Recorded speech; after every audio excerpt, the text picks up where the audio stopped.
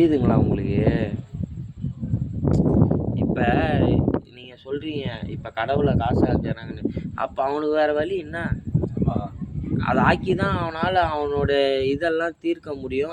சாப்பாடு, வண்டி பெட்ரோலு, நம்ம ஊர்ல வீட்டு வாடகை. நான் வந்து 10 நாள்ல எனக்கு என்னோட ஆதங்கம் என்ன தெரியுமா, நம்ம ஊர்ல இந்த மாதிரி இல்லையேன்ற ஆதங்கம். நம்ம ஊர்ல எல்லாம் முட்டாளா இருக்கிறானுங்க. அதான் யோசிச்சு அந்த ஆதங்கத்தை தான் இப்ப பேசிட்டு இருக்கேன் நான் உங்கள்கிட்ட. அதான் நம்ம ஊர்ல பொழைக்க தெரியல. சின்ன பையன் 6 மணிக்கு எந்திரிச்சு கீழே இறங்கி திருன்னு ஓடி வரான். 20 மாடி கணக்கு நான் எண்ணிட்டேன். படிக்கட்டு 20 மாடி கணக்கு. என்ன 6 மணிக்கு எழுந்துச்சு வந்து அந்த டூரிஸ்ட் பிளேஸ் போறாங்க இல்ல, தெலுங்கு தமிழ், ஆமா, யாரா இருந்தாலும் சரி மண்டையை கழுவிடுவாங்க. கேட்டா போட்டுருவான் பாங்கத்துல. கூட்டி போறேன் கோயிலுக்கு பக்கம், இது கோயிலுக்கு பக்கம், இது ஷார்ட்கட்டு மேல, இது ஒரே வழி. நேரா போயிட்டு அப்படின்னா அங்கிட்டு ஒரே வழி, அப்படி போயிடுவானுங்க லோக்கல் காரங்க.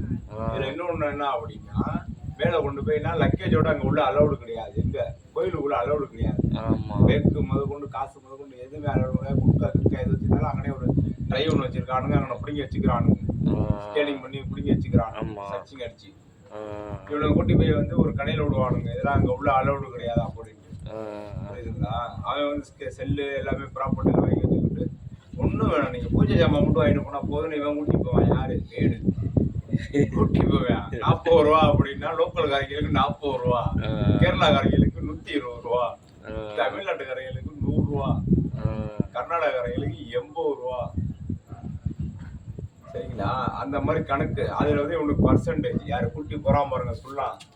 அந்த சுல்லானுக்கு பர்சன்டேஜ் 40%. 60 ரூபாய்க்கு வித்தா 100 ரூபாய்க்கு வித்தா 40 ரூபா. இவனுக்கு 40 ரூபா இவனுக்கு. அது இல்லாம கூட்டி போறான் பாருங்க பார்ட்டிக்காரன். எனக்கு இவ்வளவு வேணும் அப்படி சொல்லி அவன் போய் 501 வச்சுட்டானா, 501 வாங்காம அந்த இடத்த விட்டு நவர மாட்டேன். நீங்களும் கோயிலுக்குள்ள போய் சாமியை பார்க்க முடியாது. கரெக்ட் தான், எல்லாமே காசு. அப்படி கண்ணுங்கிறதுமா இருக்கானுங்க இந்த ஊர்க்காரங்க. நம்ம ஊருக்காரங்க என்ன, நம்ம பிள்ளைகள், நம்ம பெத்த பிள்ளைகள் என்ன கேக்குது, காலையில பிஸ்கட் 5 ரூபா என்ன கேக்குது, 5 ரூபா பிஸ்கட். அதனால வீட்டுல கலவரம் புண்டே அவங்க அம்மால 7 மணிக்கு வெளியே கிளம்புறப்ப டிவி உடையும், ரிமோட் உடையும். சொன்னாலே எத்தனை டிவி உடஞ்சு போச்சு அம்மால. நம்ம அந்த மாதிரி எல்லாம் பஞ்சாயத்து. இங்க அப்படி கிடையாது, அதுகளே வருதுங்க. இன்னொன்னு என்ன பண்ணா, உள்ள தங்கம் நிறைய அடிக்கிறாங்க. ட்ரெஸ்ஸிங் பண்றாங்கல்ல, குளிக்கிறாங்கல்ல, அதெல்லாம் மிஸ் ஆயிருந்தல. அவசரம் எமர்ஜென்சி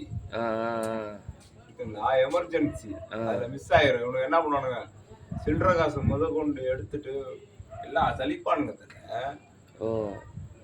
இதப்ப உட்காந்துட்டு போனானே இவன் மதியானம் 12 மணிக்கு போனவன் 3 மணி வரலாம் ஆள காணா. அப்படின்னா குளிக்க போனவன் அப்படின்னா இந்த எடுத்து காட்டுற மாதிரி பொறுக்கிட்டு வந்திருக்கேன். சொல்ற பொம்மால கிடையாது. இங்க 10 கேஸ் உள்ள இறக்கி வச்சதானே அப்படி நம்மளுக்கு காசு அப்படின்னா இவன் ஆர்வம் கூட ஒரு புட்டை சிம்பிளி எடுத்துட்டு போய் உள்ள எடுத்து காட்டுற பாருங்க. பேக்க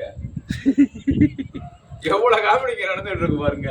ஆனா என்ன நான் ஜாலியா இருப்பேன். இல்ல இன்னைக்கு நீங்க வந்தாலும் ஜாலியா இருக்கேன். இவ்வளவு பேசுறேன், தவற ஒண்ணு பேச இல்ல. தவறெல்லாம் இல்ல ப்ரோ, ஓப்பனா பேசுறேன், அவ்வளவுதான். ஜாலியா இருக்கிறேன், அவ்வளவுதான்.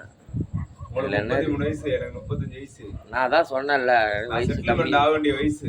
2-3 இதுல பயில என்ன இழுத்து விட்டானுங்க. திருச்சியில 10 லட்சம் ரூபாய் புறப்பட்டு விட்டு வச்சிருந்தேன் கார்பரேஷன்ல. நான் ரைட்டிங் புரியாமா ஓரளவுக்கு உங்களுக்கு எழுத்து வழக்கு தெரியும்ல? தெரியும். எழுத்து வழக்கு மூலியமா போட்டு வச்சிருக்கேன் 10 லட்சம் ரூபாய்க்கு. எப்படியா தேவையில்லாம ஒருத்தனை பொண்ணு உம்மால கிடையாது. அதுல எழுத்து விட்டு 1 வருஷம் குண்டாசு ஜெயிலு.